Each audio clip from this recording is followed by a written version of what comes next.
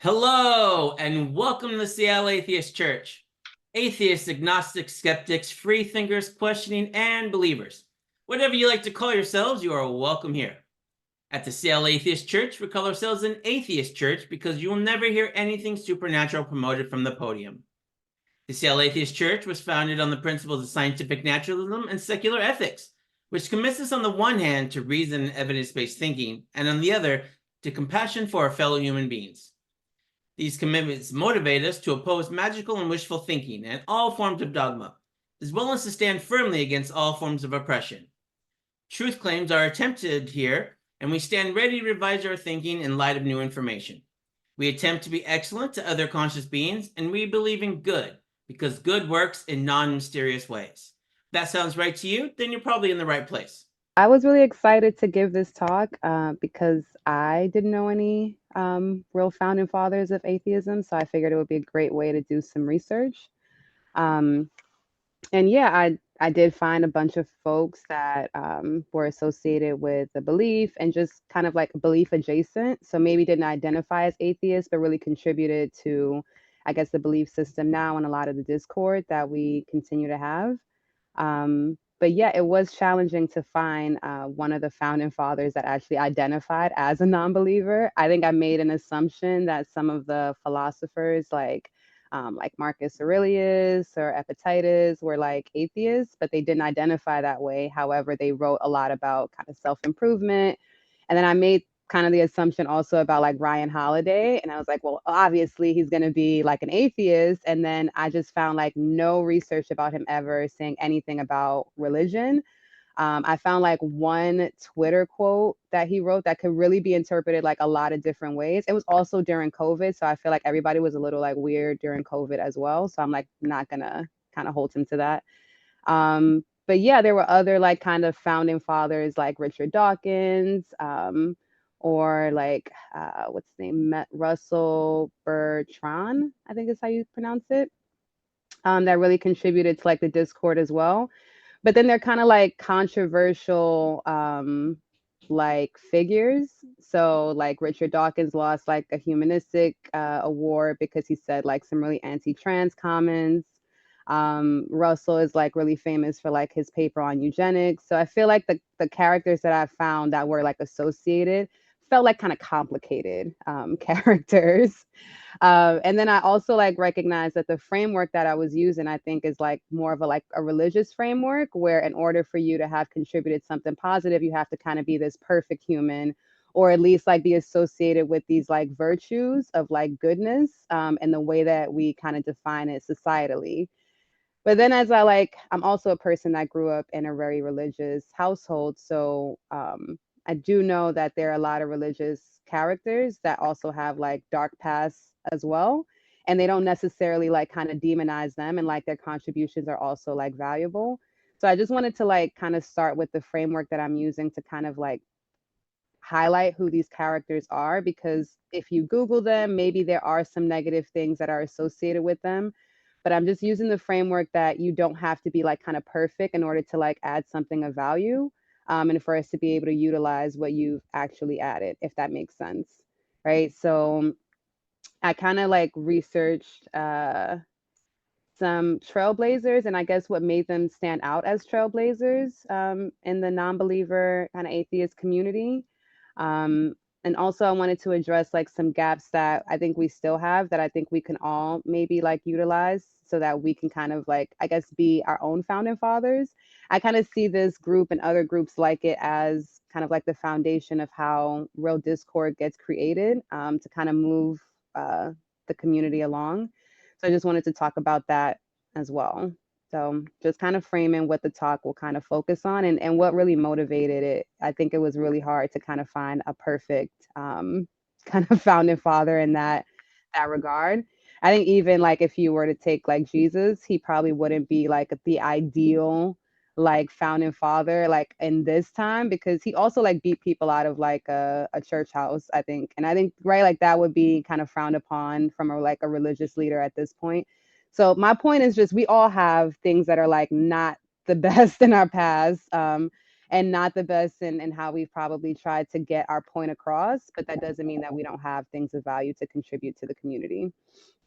So so we did start off with talking about Marcus Aurelius. So just because they didn't identify as atheists doesn't mean that we can't use, right, like their Discord, like which we do a lot of times, and kind of tap into it, because they really emphasize more of like self-discipline and like an acceptance of fate, and all those things are really secular frameworks. They just didn't kind of frame it in that way, and that can be like linked to a number of things. Maybe at the time, like that just wasn't the way to kind of associate things. Maybe it was easier for them to get their message across if they didn't explicitly say what they believed in or what they didn't believe in. um, they also focus a lot on like ethics and virtue, and that's more like an emphasis on like personal responsibility and moral conduct without the religious guidance. So although they're not saying it explicitly, like kind of telling you how to live life without this kind of religious framework. So I would definitely consider them to be like founding fathers of like this non-believer kind of community, just because of how much their approach to life, with like the focus on self-improvement and resilience in the face of adversity, and really living in harmony with like nature amongst each other. I would say that doesn't really introduce a whole lot of like religious framework to approaching life. So maybe not like explicitly, but I would consider them to be like one of the thinkers that really has kind of pushed this movement forward. um, I also added Madeline Murray, who I don't know if you guys have seen her movie on Netflix. It's like labeled as the most hated woman in America. She also had a news article labeling her the most evil woman in America. So she's most known for her role in the landmark Supreme Court case, which abolished mandating Bible reading and prayer in schools.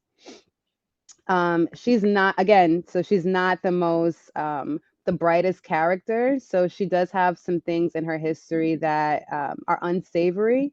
But I'm also like really critical about the information that I'm being given as well, because of how it kind of fits this narrative of what an atheist and a non-believer is, right? Like there are these people that don't have a moral compass, that kind of just make these horrible decisions because they don't have this religious framework.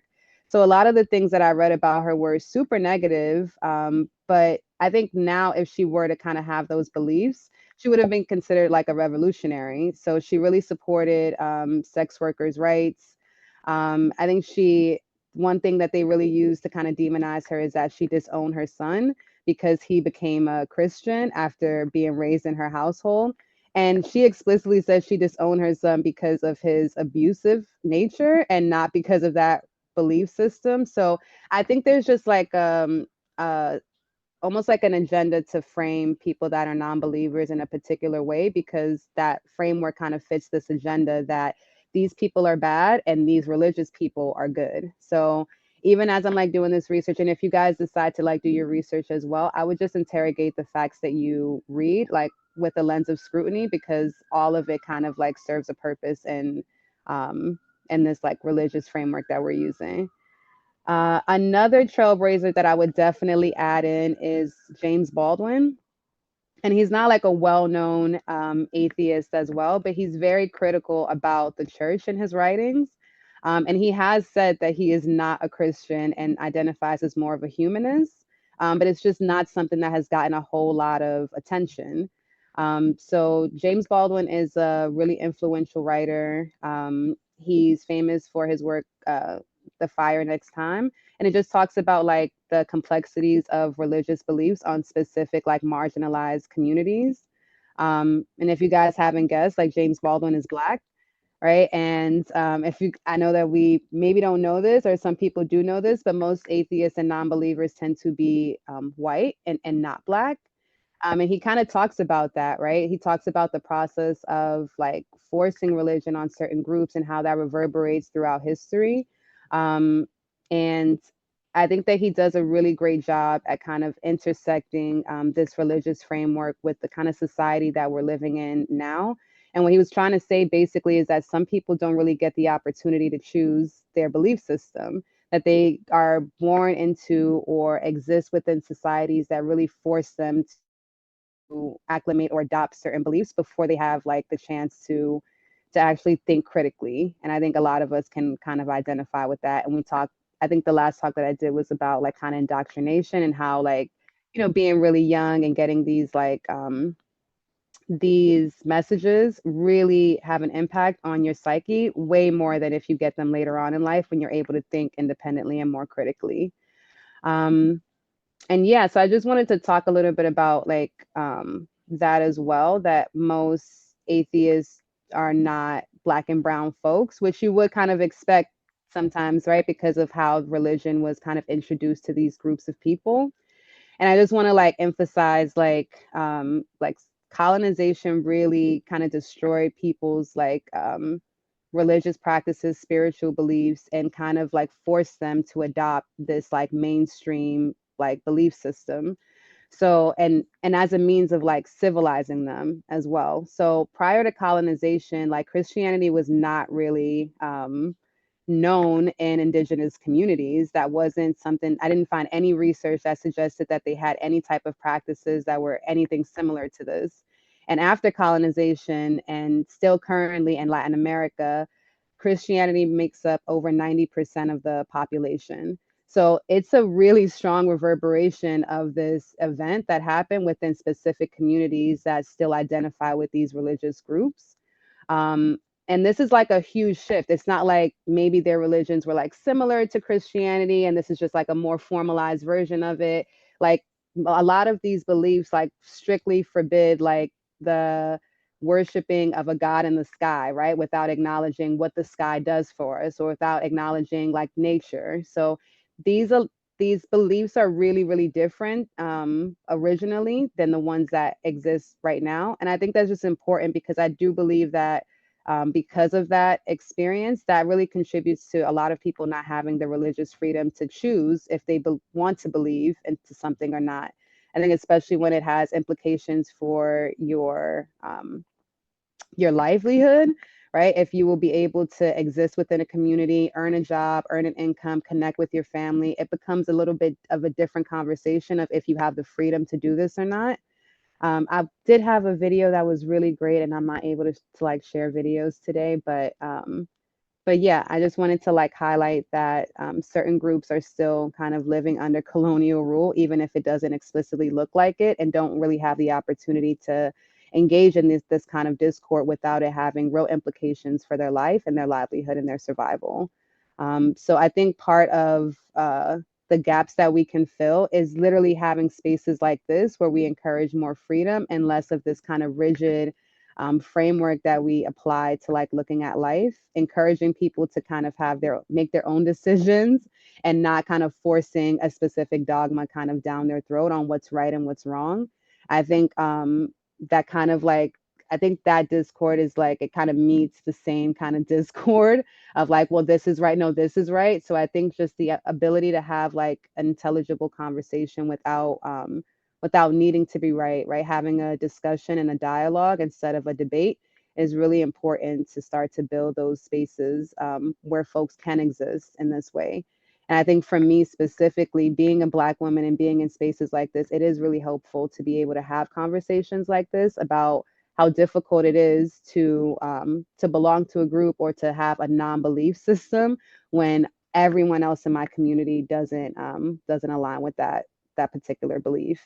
Um, and yeah, it's going to be a short talk today. And I think that's because I'm really looking forward to hearing what people think about this. If there are founding fathers or people that really attracted you to the atheist community or non-believer community, and I want to learn from those people. And then also kind of get folks' reactions to some of the points that I brought up about some of the people that have done a really great job at moving this movement forward being kind of like demonized when you look up any facts about them, and how much that kind of fits into this overall narrative of what an atheist is and what a non-believer is. And then also like some of the leaders that are not not white conforming, right? Like what that means for the community and the movement. Why isn't there more diversity within the non-believer and atheist community? And how can we create a more safer and inclusive space that invites other people to this kind of discord?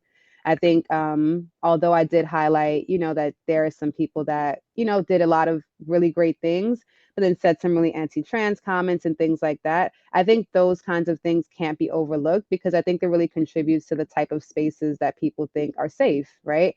If folks are considered like founding fathers and they're saying things that are explicitly like denouncing people's lifestyle or choices on how they would like to live, I think I would be turned off from like entering those spaces. So I do like that there aren't folks that we are explicitly connected to within this community that we have to hold true to their values and their thoughts, and that it's more of like a fluidity.